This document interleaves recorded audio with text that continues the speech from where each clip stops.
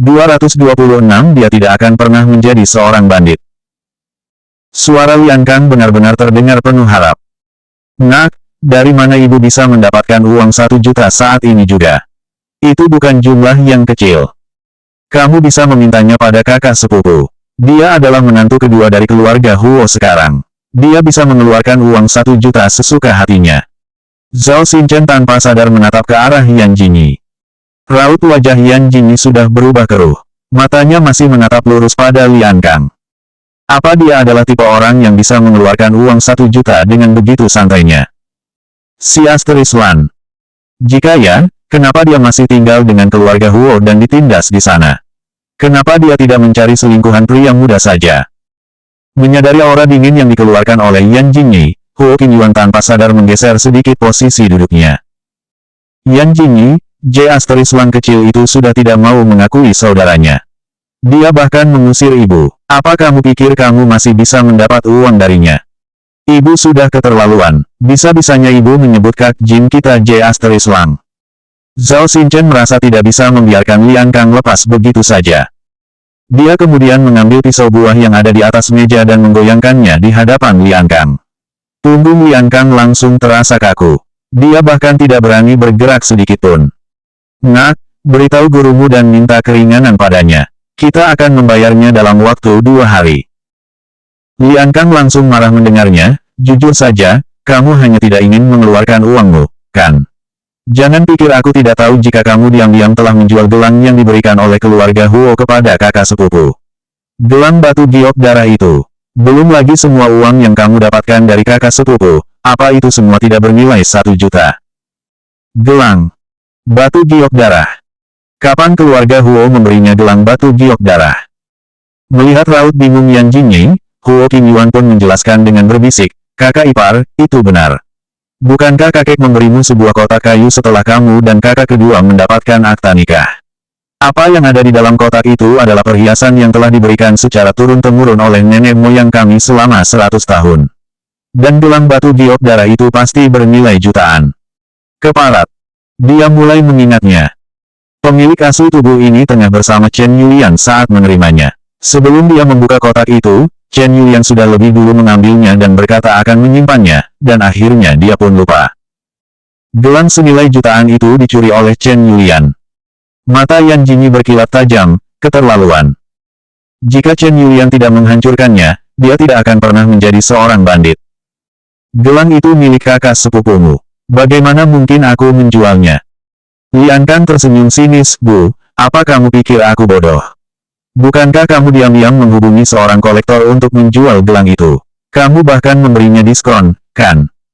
Tentu saja Chen Yulian merasa sedikit bingung, omong kosong apa yang kamu bicarakan? Aku melihatnya dengan mata kepalaku sendiri. Aku adalah putramu satu-satunya. Enak tidaknya kehidupanmu nanti bergantung pada sukses tidaknya aku. Itu hanyalah 1 juta. Saat aku mulai magang 6 bulan kemudian, uangmu pasti akan balik juga, kan? Yan Jingyi sudah akan pergi merebut ponsel pemuda itu. Untung saja Huo Qingyuan menghentikannya.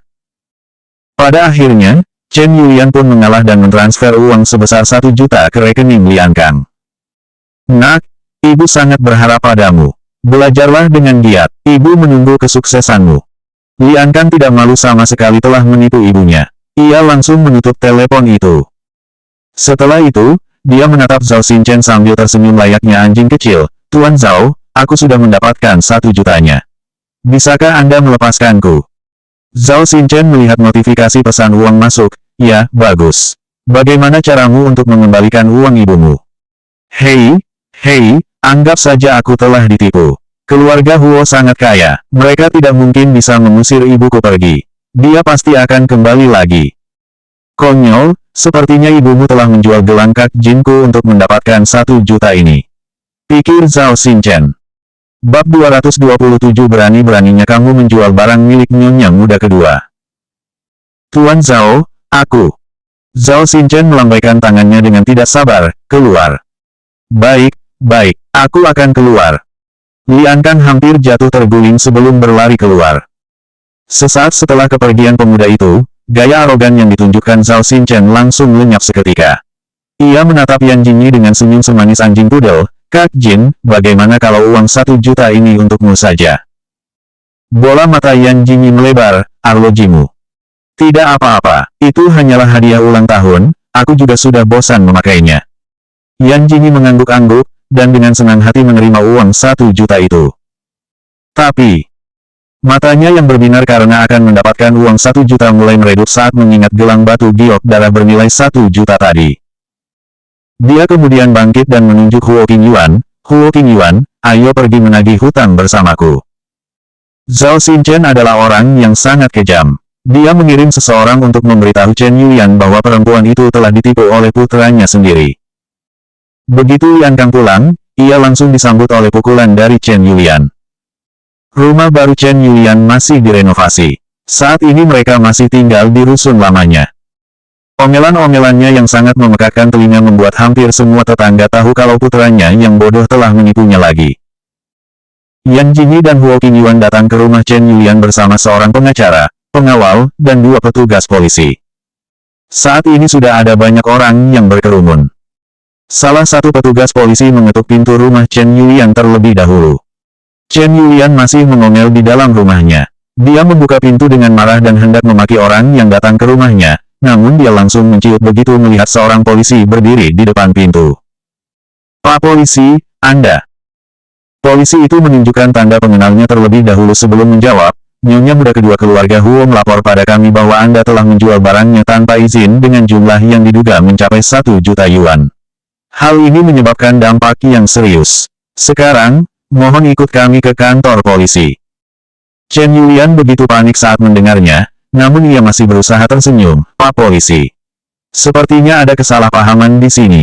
Bagaimana mungkin saya menjual barang milik Nyonya muda kedua tanpa izin? Polisi lalu mengeluarkan selembar foto. Ini adalah foto yang diberikan oleh seorang kolektor. Keluarga Huo telah mengkonfirmasi bahwa gelang itu adalah milik leluhur keluarga Huo. Chen Yuyan, Anda bisa ditangkap karena perbuatan yang telah Anda lakukan. Sekarang ayo ikut kami.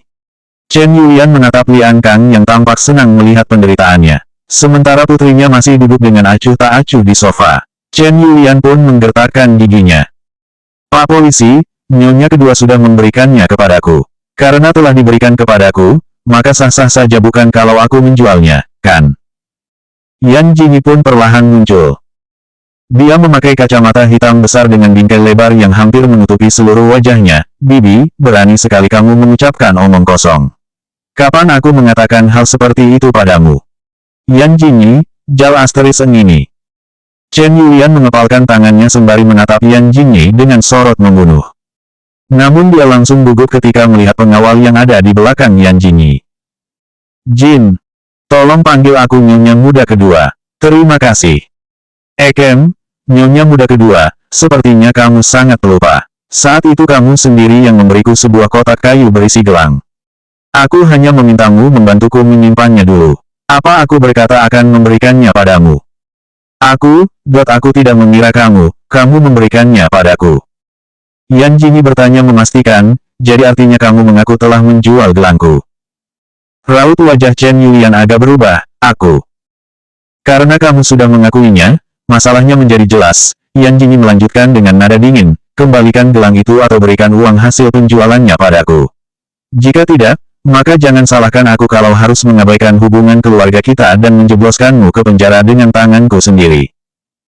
228 menikah dengan orang biasa.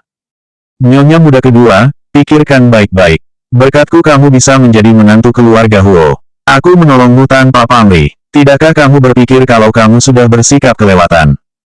Yan Jingyi bertanya balik, apa itu terlalu berlebihan? Chen Yuyan menyipitkan matanya, dan berusaha menunjukkan ekspresi lembutnya. Iya, aku tahu kamu marah padaku karena tidak memberitahumu sejak awal. Tapi keinginan terakhir kakekmu adalah agar kamu menikah dengan orang biasa. Chen Yuyan menghela nafas, kamu tidak tahu kan kalau adik sepupumu akan kuliah di luar negeri. Biaya pendidikan di luar negeri itu sangat mahal. Aku tidak punya pilihan lain selain menggadaikan gelang itu dulu. Begitu pamanmu ada uang, kami akan segera menebusnya. Chen Yuyan tampak berkata jujur, dan banyak orang yang mulai percaya padanya. Polisi itu menatap Yan Jingyi. Ekspresinya tampak malu, Nyonya muda kedua, ini. Terlepas dari fakta bahwa dia telah menggelapkan barang-barang berhargaku secara ilegal, dia jelas berbohong. Dia berkata menggadaikan gelang itu, padahal sebenarnya dia telah menjualnya. Apa orang yang tidak bermoral seperti ini tidak boleh dihukum? Chen Yulian yang mendengar ucapan itu buru-buru membalas, aku akui aku sudah salah karena menyentuh barang-barangmu tanpa izin. Tapi ayo bicara dari hati ke hati. Keluarga kami tidak memperlakukanmu dengan buruk saat orang tuamu masih ada. Kenapa kamu malah memfitnahku? Memfitnah? Yan Jingyi tersenyum sinis, ini adalah kontrak hitam di atas putih. Apa kamu benar-benar berpikir keluarga Huo begitu mudah dibodohi? Yan Jingyi mengeraskan rahangnya seraya melempar salinan kontrak yang ditandatangani oleh Chen Yulian dan kolektor ke wajah wanita paruh baya tersebut. Buka mata si asteris Lanmu itu lebar-lebar dan baca baik-baik. Apa aku masih harus membuat surat catatan untuk mengkonfirmasinya?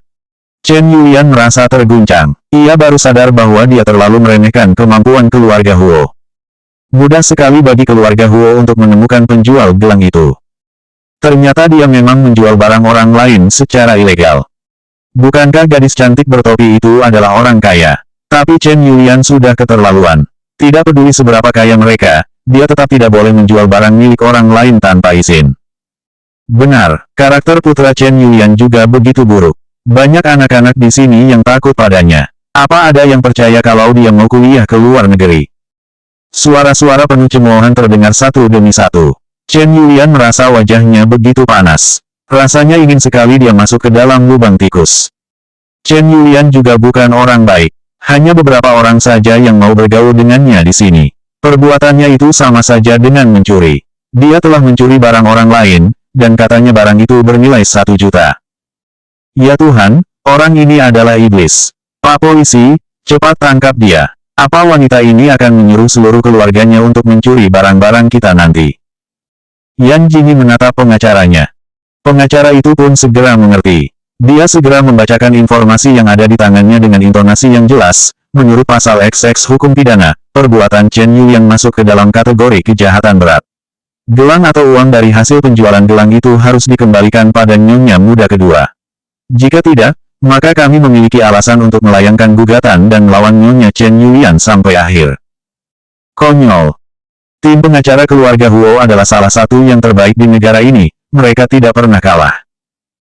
Jika dia benar-benar digugat, maka setidaknya dia pasti akan dipenjara selama 10 tahun. Chen Yulian begitu ketakutan. Ia memandang Yan Jingyi dengan tatapan memelas. Nyonya muda kedua, semua uang keluarga yang tersisa telah digunakan untuk membayar biaya sekolah Angkang. Aku benar-benar tidak punya uang. Tolong lihat aku sebagai bibimu, bibi yang telah merawatmu setelah orang tuamu meninggal. Apa kamu melupakan itu semua?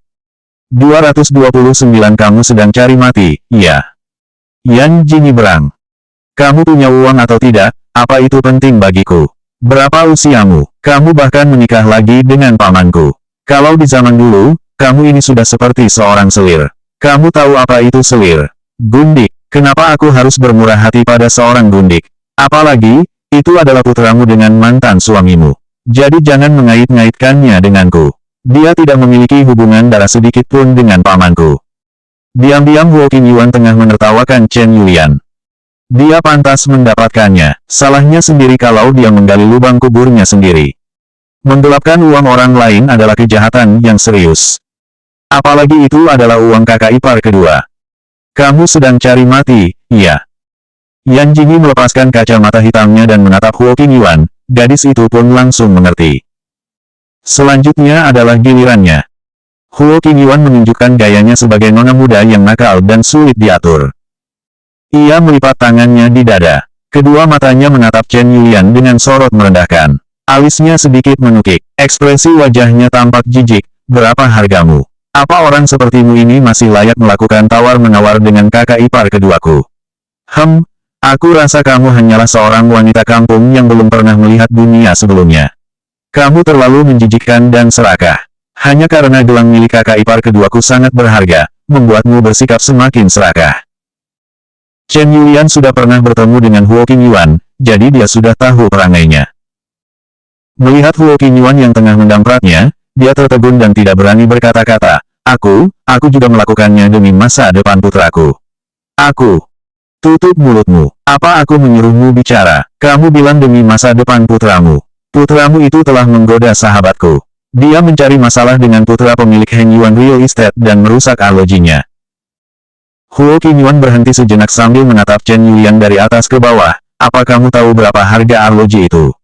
Aku khawatir itu bahkan belum sepersekian dari harga dirimu sendiri. Uang 1 juta itu digunakan putramu untuk membayar ganti rugi kerusakan arloji Tuan Muda Zhao.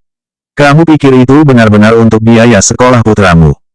Wajah Chen Yulian memerah saat menyadari tatapan orang-orang di sekelilingnya. Di wilayah ini, ada beberapa orang kaya yang memiliki hubungan baik dengannya. Mereka bahkan menyanjungnya karena keponakannya adalah menantu kedua keluarga Huo. Orang-orang itu juga ada di sana. Saat ini, mereka juga menatap jijik dirinya. Nona muda Huo, aku. Jelas-jelas uang itu digunakan untuk ganti rugi pada Tuan Muda Zhao, dan kamu bilang itu untuk biaya sekolah putramu. Polisi masih ada di sini, dan kamu masih berani berbohong. Yan Jini menambahkan, aku tidak menyangka bahwa bibiku akan mengabaikan rekan-rekan kepolisian yang telah bekerja keras menjaga kesejahteraan masyarakat. Apa kamu telah makan hati beruang dan macan tutul sampai kamu begitu berani, Bibi? Yan Jini, jal asterisen kecil ini. Chen Yulian paham, jika dia tidak memberikan uangnya hari ini, maka dia akan benar-benar dipenjara. Sambil menggertakkan giginya, dia berbalik dan mengambil sertifikat rumah barunya. Nyonya muda kedua, saya bisa menggunakan rumah ini sebagai jaminan. Meskipun hanya 2 lantai, tapi rumah itu juga bernilai 1 juta. Yan Jini melirik sertifikat rumah itu. Ia mendengus dingin, kemudian memberi isyarat pada pengacaranya untuk memeriksa keabsahan dokumen tersebut.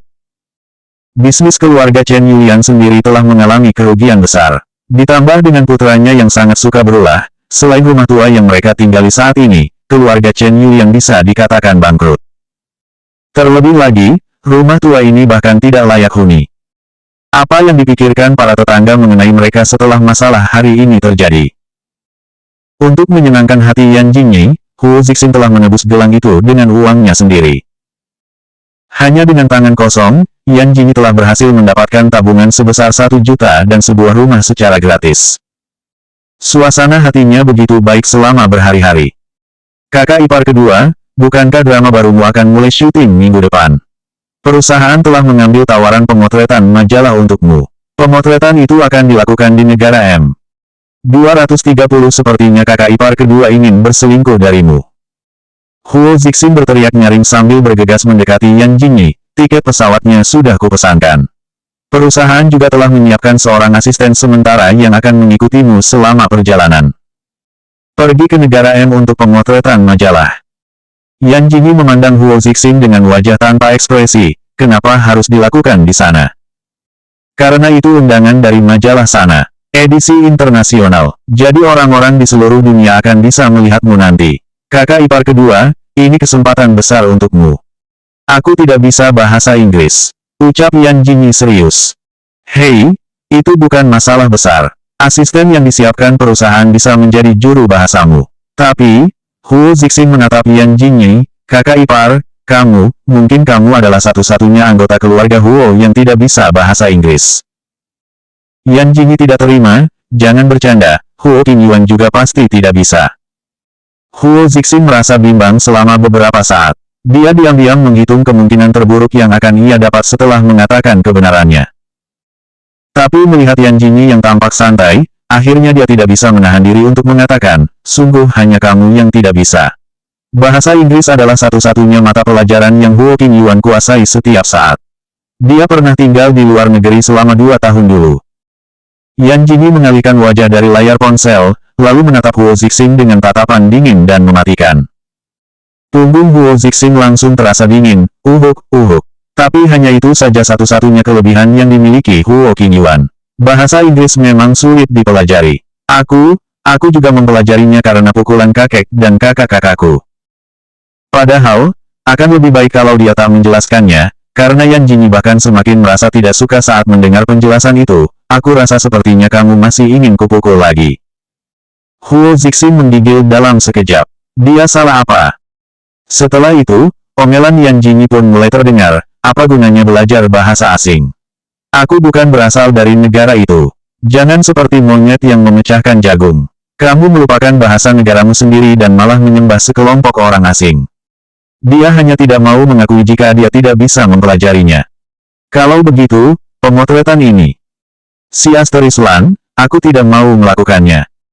Bayaran untuk kerja sama dengan model pria asing adalah ratusan ribu dolar. Yan Jingyi menghentikan langkahnya yang menaiki tangga dan berbalik, berapa kamu bilang? Ratusan ribu. Senyum cerah tiba-tiba terulas di wajah Yan Jingyi. Astaga, masyarakat sekarang begitu harmonis. Kita harus tahu lebih banyak tentang kekayaan budaya negara lain. Nah, sepertinya kakak ipar sedang dalam suasana hati yang buruk akhir-akhir ini, jadi aku akan memesankan tiket untuknya juga. Aku akan menemani kakak ipar jalan-jalan dan bersantai. Selain menjadi menantu tertua di keluarga Huo, Shen Yan juga seorang perancang busana terkenal. Yan Jingyi tidak tahu banyak mengenai profesi ini. Dia hanya tahu bahwa merancang sebuah gaun bisa menghabiskan biaya lebih dari 100.000 yuan. Itu pun yang paling murah. Betul bukan? Kamu harus menggunakan uang untuk membuat Yan Jingyi patuh. Jadi tidak mengherankan lagi jika kakak kedua sangat tidak dihormati. Shen Yan tidak bisa ikut, jadi Huo Qingyuan yang ikut pergi bersama Yan Jingyi. Huo Zixing sudah sangat tahu karakter Yan Jingyi, jadi dia menyiapkan seorang pria tampan untuk menjadi asisten sementaranya. Melihat seorang asisten pria bertubuh jangkung yang berdiri dengan setelan jas dan sebuah koper di depannya, Yan Jingyi menganga, siapa namamu? Nama margaku Han. Kak Jin bisa memanggilku Xiao Han. Umur. Kak Jin, aku baru berusia 20 tahun. Aku pegawai magang di perusahaan. Baru 20. Lebih muda darinya. Astaga, bagaimana ini? Kakak tiba-tiba ingin sekali melindunginya. Sementara itu, Huo Qingyuan diam-diam mengirim pesan kepada Huo Zixing, kakak, aku pergi ke negara M bersama kakak ipar kedua. Kami juga membawa seorang pria tampan. Kakak, kamu harus waspada, sepertinya kakak ipar kedua ingin berselingkuh darimu. Selanjutnya bab 231.